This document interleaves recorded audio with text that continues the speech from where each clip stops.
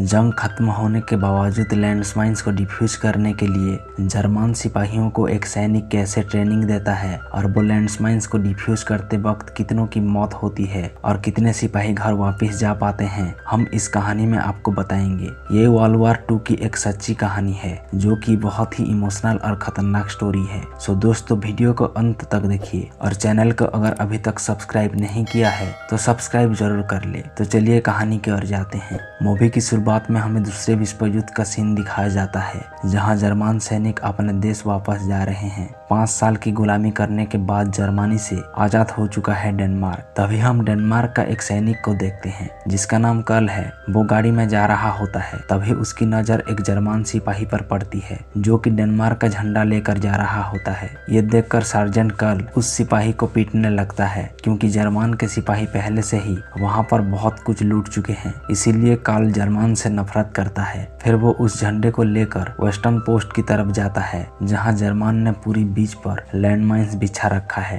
तभी वो फ्लैग लगाकर एरिया को मार्क करता है। वहीं दूसरी तरफ हम कुछ जर्मन सैनिकों को एक ट्रक में जाते हुए देखते हैं जिन्हें युद्ध खत्म होने के बाद बंदी बना लिया गया है। फिर उन्हें ब्रिटिश कमांडर जेनसन के पास लाते हैं। जेनसन उन सिपाहियों को बताता है कि यहाँ जर्मन को कोई पसंद नहीं करता है, इसीलिए तुम्हारे साथ कोई हमदर्दी नहीं बढ़ती जाएगी और अब से तुम लोग हमारे ऑर्डर फॉलो करोगे। इसके बाद जेनसन एक मैप के माध्यम से सबको समझाने लगता है कि जर्मन ने वेस्टर्न पोस्ट पर लगभग 22 लाख लैंडमाइन को बिछा रखा है जिन्हें बाहर निकालने के लिए जर्मन कैदियों का इस्तेमाल किया जाएगा। लेकिन हैरानी की बात यह है कि इनमें से कोई भी सैनिक लैंडमाइंस को डिफ्यूज करना नहीं जानता था। जिसके बाद जेनसन उन्हें माइंस को डिफ्यूज करने की ट्रेनिंग देता है और समझाता है कि यहाँ कोई भी एक गलती हुई तो तुम्हारी जान भी जा सकती है। फिर वो एक एक करके सिपाहियों को अंदर भेजता है जहाँ उन्हें माइंस को सक्सेसफुली डिफ्यूज करके बाहर जाना है। अब बारी बारी से सोल्जर अंदर जाते हैं और माइंस को डिफ्यूज करने के बाद बाहर आते हैं।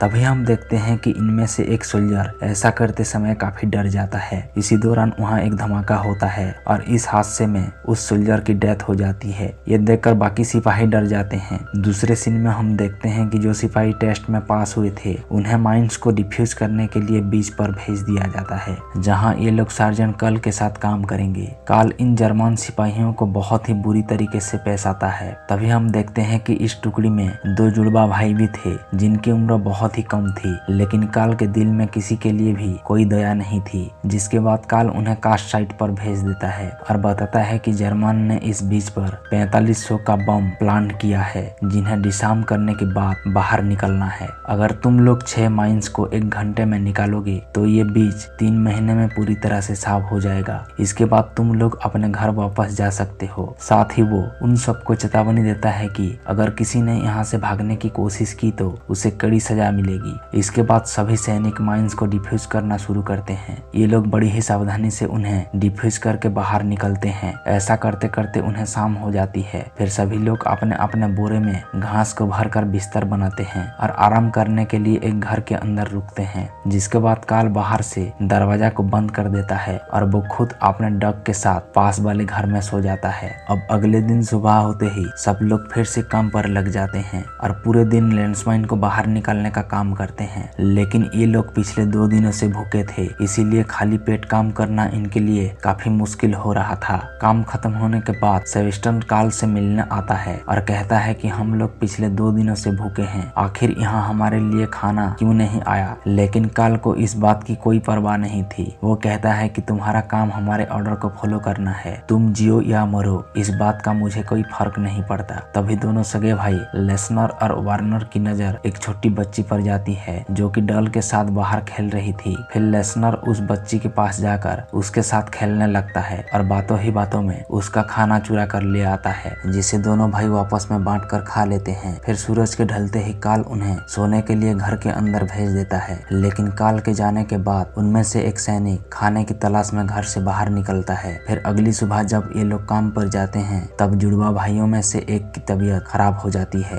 ये लोग कुछ घंटे आराम करने के लिए काल से परमिशन मांगते हैं, लेकिन वो इन्हें हटाकर वापस काम पर भेज देता है। जिसके बाद लेसनर अपने छोटे भाई को अपने पास बुलाता है और वो खुद उसके हिस्से का काम करता है। लेकिन तभी एक और सिपाही की तबीयत बिगड़ जाती है और वो जिस माइंस को डिफ्यूज कर रहा था उसी के ऊपर उल्टी कर देता है, जिसकी वजह से माइंस फट जाती है और वो सोल्जर बुरी तरह जख्मी हो जाता है। इस हादसे में उसके दोनों हाथ बेकार हो जाते हैं। फिर सेबेस्टियन और लेसनर उसे उठाकर काल के पास ले जाते हैं कि सोल्जर चिल्ला चिल्ला कर बस यही कह रहा था कि मुझे अपने घर जाना है, मेरी माँ वहाँ मेरा इंतजार कर रही है। फिर काल उसे नींद का इंजेक्शन देकर इलाज के लिए बेस कैंप भेज देता है। वही अब एक एक करके सभी सैनिकों की तबीयत खराब होती जा रही है। इन्हें पेट में दर्द और उल्टियां हो रही थी। तभी एक सिपाही काल को बताता है कि ये सब मेरी गलती है। उस रात में वो पड़ोस वाली घर से खाना चुरा कर लिया था, जिसे खाने की वजह से हम सब बीमार हो गए हैं। जिसके बाद काल उस घर में रहने वाली महिला से मिलती है। वो महिला बताती है कि मेरे फार्म हाउस में खाने के लिए कुछ भी नहीं है, इन बच्चों ने शायद चूहे को खिलाने वाला खाना चुरा के ले गए थे, इसीलिए ये सब बीमार हो गए हैं। अब जर्मन सभी को समंदर का नमकीन पानी पिलाकर उल्टियां करवाता है, साथ ही उन्हें साफ पानी में भी नहलाता है। लेकिन सेबेस्टियन उस खाना को नहीं खाता था, इसीलिए वो बिल्कुल ठीक था। तभी वो काल को लकड़ी से बना हुआ एक जाल दिखाता है, जिसकी मदद से वो लोग मांस को आसानी से ढूंढ सकते हैं और साथ ही उसे माइंस के फटने की खतरा भी काफी कम हो जाएगा। लेकिन काल उसकी तारीफ ना करके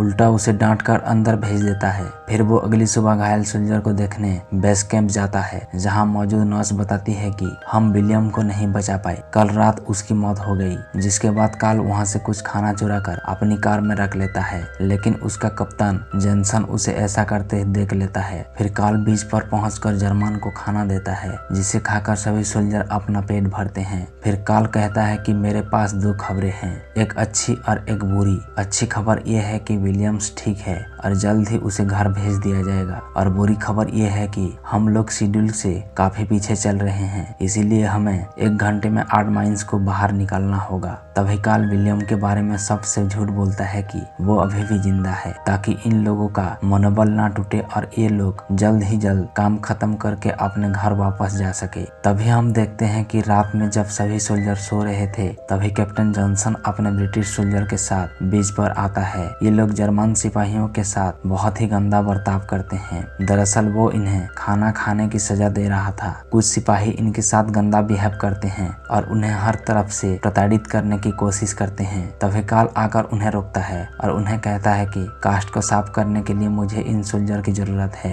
तभी जेनसन कहता है कि तुमने जर्मन को हमारी किचन से खाना चुरा कर खिलाया था, जिसके ये लायक नहीं है। सर्जन कहता है कि ये सिपाही अभी बच्चे हैं, अगर खाएंगे नहीं तो काम कैसे करेंगे, और वैसे भी वो खाना अपने डक के लिए लाया था। काल कहता है कि मुझे कास्ट को साफ करने के लिए कुछ एक्सपीरियंस लोग चाहिए। अगले दिन सेबेस्टियन जब माइंस को डिसार्म कर रहा था, तभी वो देखता है कि 2 माइंस वापस में जुड़े हुए हैं। फिर वो चिल्लाकर अपने बाकी साथियों को बताने की कोशिश करता है। फिर वो चिल्लाकर अपने बाकी साथियों को बताता है कि माइंस को बाहर मत निकालना, लेकिन तेज हवा चलने की वजह से वार्नर तक उसकी आवाज नहीं पहुंचती, इसीलिए वार्नर माइंस को बाहर खींच लेता है, जिसके निकलते ही एक बड़ा धमाका होता है और लेसनर के जुड़वा भाई वार्नर की मौत हो जाती है। अपने भाई को मरता देख लेसनर अपना आपा खो देता है। वो उसे हर जगह ढूंढने की कोशिश करता है, कहीं पर भी वार्नर नहीं मिलता। फिर बाकी सोल्जर उसे काल के पास लेकर जाते हैं, जो तभी उसे नींद का इंजेक्शन लगाकर सुला देता है। लेकिन अपने भाई के मरने से लेसनर को बहुत ही दुख होता है। वो बार बार बीच पर जाकर अपने भाई को ढूंढने की जिद कर रहा था, लेकिन काल उसे जैसे तैसे करके सुला देता है। फिर वो सेबेस्टियन को देखता है, जो कि पहाड़ी में जाके अकेले बैठा था।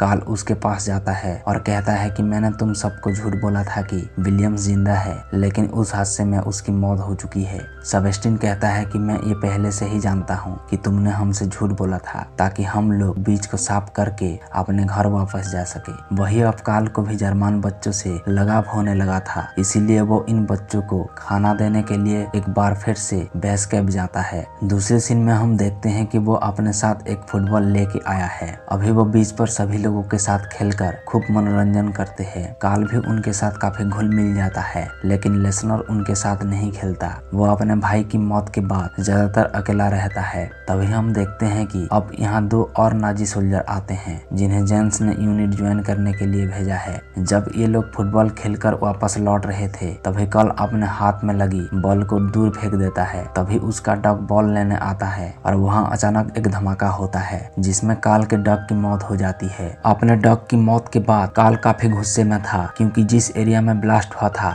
मैप के हिसाब से वो एरिया क्लीन हो चुका था। जिसके बाद काल सभी सिपाहियों को लाइन में स्टैंड करता है। दरअसल उस एरिया की जिम्मेदारी लुडविग को दिया था। वो काल को यकीन दिलाता है कि उसने माइंस को ठीक से गिना था, लेकिन काल उसकी बातों पर भरोसा नहीं करता है और वो लुडविग को कुत्ते की जैसा सजा देता है। काल कहता है कि मैं तुम लोगों पर भरोसा करके गलती कर दी, इसीलिए वो माइंस के रेंज को पुष्टि के लिए सभी जर्मन को बीच पर घुमाता है ताकि अगर कोई माइंस बची है तो वो अभी ब्लास्ट हो जाए। अब सभी जर्मन पूरे बीच पर मार्च करते हैं, लेकिन खुशकिस्मती से यहाँ कोई माइंस नहीं बची थी, इसीलिए सभी जर्मन सोल्जर बच जाते हैं। लेकिन इस डेथ मार्च के बाद हेलमेट काफी गुस्से में था। वो कहता है कि मुझे इन ब्रिटिश पर बिल्कुल भरोसा नहीं है, ये लोग हमें कभी भी घर नहीं भेजेंगे, इसीलिए हमें यहाँ से भागना चाहिए। तभी उसके साथी उसे समझाने की कोशिश करते हैं, जब तक हम लोग सभी लैंड्समाइंस को हिसाब नहीं दे देते तब तक काल हमें घर नहीं भेजेगा। सेबेस्टियन कहता है कि अगर हम यहाँ से भागे तो काल हम सबको मार देगा, इसीलिए सब लोग मिलकर उसे रोक लेते हैं। फिर अगली सुबह हम एक छोटी बच्ची को देखते हैं जो खेलने के लिए लैंड्समाइंस वाली एरिया में चली जाती है। फिर उसकी माँ दौड़ती हुई काल के पास जाती है, लेकिन वो यहाँ नहीं होता। इसके बाद वो जर्मन सिपाहियों को बीच पर लेकर जाती है जहाँ वो लड़की अपनी गुड़िया के साथ खेल रही थी। वही काल वापस आकर देखता है कि जर्मन यहाँ नहीं है। तभी लेसनर उसे बताता है कि वो लोग बीच पर गए हैं, जिसके बाद काल भी वहाँ पहुँच जाता है। अब सेबेस्टियन उस बच्ची तक पहुँचने के लिए माइंस को एक एक करके निकालने लगता है। तभी हम देखते हैं कि यहाँ लेसनर आता है और वो बिना डरे उस बच्चे की तरफ जाने लगता है।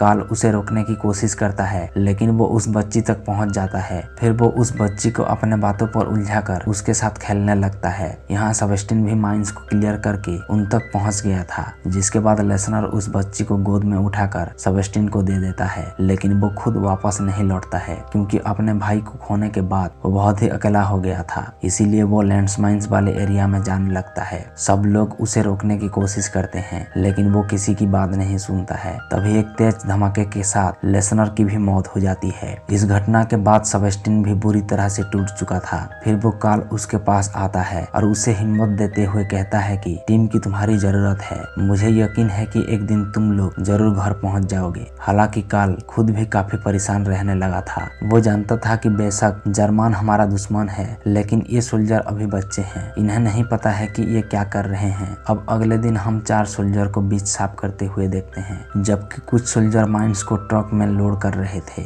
लेकिन ये लोग नहीं जानते थे कि इनमें से एक माइंस पूरी तरह से डिसार्म नहीं हुआ है। इसी दौरान यहाँ एक बहुत ही भयानक ब्लास्ट होता है, जिसमें सभी माइंस एक साथ ब्लास्ट हो जाती है और वो जर्मन सोल्जर मारे जाते हैं। धमाके की आवाज सुनकर काल और बाकी सोल्जर जर्मन ट्रक की तरफ भागते हैं, लेकिन यहाँ किसी भी सोल्जर का नामो निशान नहीं बचा था। जिसके बाद काल उन 4 बच्चों को लेकर वापस आता है और वो उन्हें ट्रक में बिठाकर घर भेज देता है। फिर वो जेंसन से मिलने बेस कैंप जाता है और वो कहता है कि मुझे कुछ एक्सपीरियंस लोगों की जरूरत है, लेकिन जेंसन पहले से ही जानता था, इसीलिए वो ट्रक रुकवाकर उन्हें वापस बुला लेता है। जेंसन कहता है कि जब तक यहाँ के सभी बीच पूरी तरह से क्लियर नहीं हो जाते तब तक अपना कोई भी सोल्जर घर नहीं जा सकता। काल उसे समझाने की काफी कोशिश करता है और कहता है कि वो चारों अभी बच्चे हैं, लेकिन जेंसन उसकी बात पर नहीं आता। जिसके बाद काल गुस्से में वहाँ से चला जाता है। वही हम चारों बच्चों को देखते हैं जिन्हें लैंड्समाइन निकालने के लिए जेंसन ने फिर से बीच पर भेज दिया है। तभी यहाँ के ऑफिसर को काल का एक लेटर मिलता है और वो उन चारों सोल्जर को ट्रक में बिठाकर यहाँ से वापस भेजता है।